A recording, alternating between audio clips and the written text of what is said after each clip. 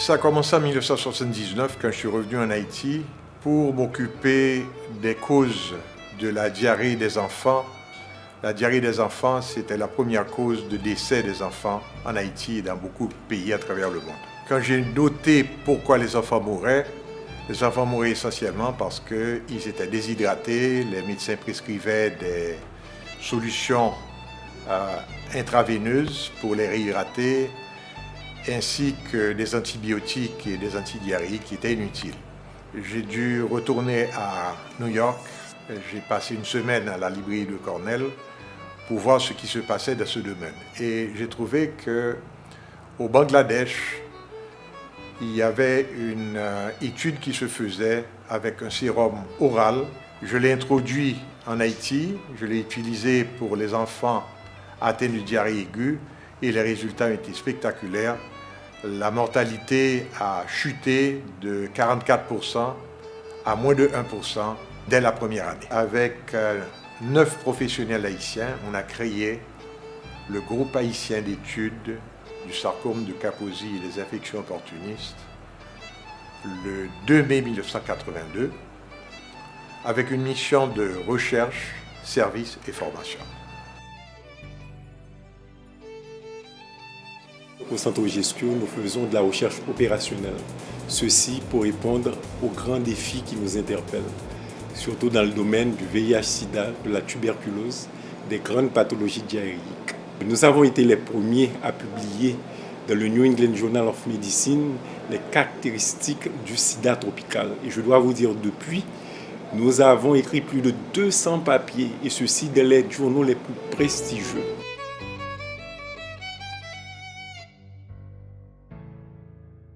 J'aimerais porter l'accent sur le cancer du col qui constitue le principal cancer chez la femme haïtienne et la principale cause de mortalité féminine liée au cancer de notre pays.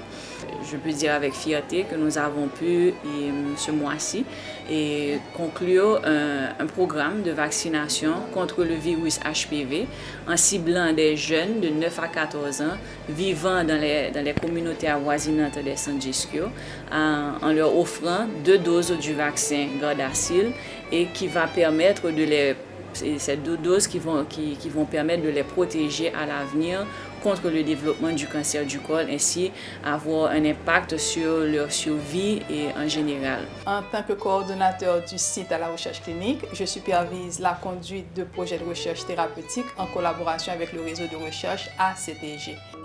Nous réalisons à peu près 30 000 hémogrammes par an, à peu près 45 000 tests de chimie, 75 000 tests sérologiques de HIV et syphilis principalement. Nous faisons aussi les CD4, tests très importants dans le suivi des patients atteints du sida.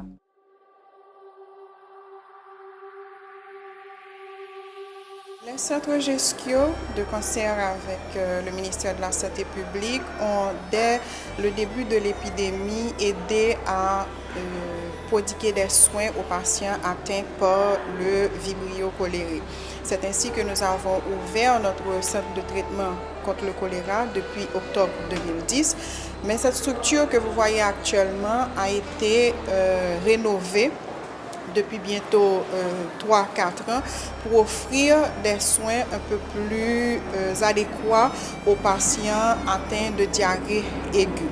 Cette présente structure a la capacité de pouvoir accueillir 100 patients hospitalisés et 25 patients en observation. Je suis Dr Hiller, responsable du service des infections sexuellement transmissibles des centres GESCO, créé depuis 1991. Nous recevons par jour 80 personnes environ et durant l'année 2016, nous avons vu 12 539 personnes. Nous travaillons de concert avec le ministère de la Santé publique pour l'élaboration des différents traitements pour la prise en charge des infections sexuellement transmissibles. D'octobre 2016 à février 2017, on a réalisé pour la population active qui est plus de 12 000 patients, on a réalisé plus de 9 000 charges virales et plus de 7 000 ont été indétectables. Le Rapid Pathway, C'est une intervention qui va diminuer le temps d'attente. Les patients qui participent au Rapid Pathway, ce sont des patients stables. Ils sont vus par une infirmière et ils sortent avec leurs médicaments. Donc, le Rapid Pathway réduit le temps d'attente. Le patient ne passe pas plus de 30 minutes. Le Rapid Pathway augmente l'adhérence. Une étude faite a montré un taux de rétention de plus de 96%. Et le Rapid Pathway offre aux prestataires plus de temps pour les patients malades. Aux patients souffrant d'une tuberculose multirésistante. Notre hôpital, le Ludwig Pavilion, a une capacité de 33 lits. Généralement, le traitement dure 24 mois. Au début du traitement, les patients sont hospitalisés pendant une période de 4 à 6 mois. Et ensuite, ils sont suivis en ambulatoire. Durant cette période-là, nous envoyons des agents de santé pour faire l'administration des médicaments à domicile pour les patients. Pour encourager les patients à suivre ce traitement de 2 ans, nous offrons aux patients des incitatifs tels que kits alimentaires et une prime de fin de traitement. Nous avons 4 grands groupes d'enfants que nous voyons en pédiatrie en Jescio. En premier, ce sont les enfants des mères qui sont infectés avec le VIH. Alors, vous savez que, heureusement, avec les médicaments et le suivi, les femmes enceintes peuvent être traitées afin de diminuer la transmission de la mère à l'enfant. Donc, nous avons à peu près 400 enfants que nous voyons de mères infectées par le VIH, alors 400 nouveaux par année. Et comme nous les suivons pendant 2 ans, donc nous avons à peu près 800 enfants chaque 2 ans que nous suivons pour prévenir la transmission du VIH. Le deuxième groupe d'enfants que nous suivons, ce sont les enfants qui sont infectés par le VIH. Et nous avons ici la plus grande clinique d'enfants traités pour le VIH. Le troisième groupe d'enfants que nous avons, c'est les enfants qui ont la tuberculose. Comme vous savez, en Haïti, nous avons une prévalence très élevée de la tuberculose. Donc, on est le plus grand centre de dépistage et de traitement de la tuberculose pour toute la Caraïbe. Quatrième groupe d'enfants, c'est les enfants qui font partie des protocoles de recherche. En 2007, nous avons réalisé qu'il était indispensable d'ouvrir une clinique spécifique pour les ados. Nous sommes jusqu'à présent la seule institution à avoir une clinique adolescent. Nous avons une équipe jeune, encadrée multidisciplinaire, encadrée de seniors qui offre cette prise en charge globale. Nous avons développé avec la Banque de microfinance ACME et l'aide de la Fondation Mérieux un programme de microcrédit. Par la suite, nous avons donc développé une école vocationnelle dénommée Atelier 83 où nous offrons des cours en vocation, particulièrement la peinture, le papier mâché et la boiserie. Elles font des meubles magnifiques. Il y a aussi la couture. C'est un projet qui avait été développé tout d'abord par le PNUD et suivi par l'ambassade de France.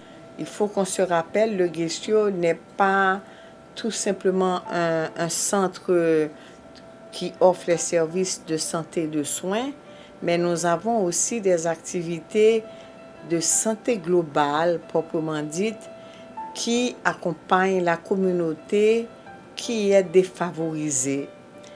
La création de l'école primaire, la création de l'école vocationnelle, les bourses d'études que nous offrons à ces jeunes adolescentes qui nous fréquentent, toutes ces activités sont supportées en partie ou pour la plupart par la Fondation.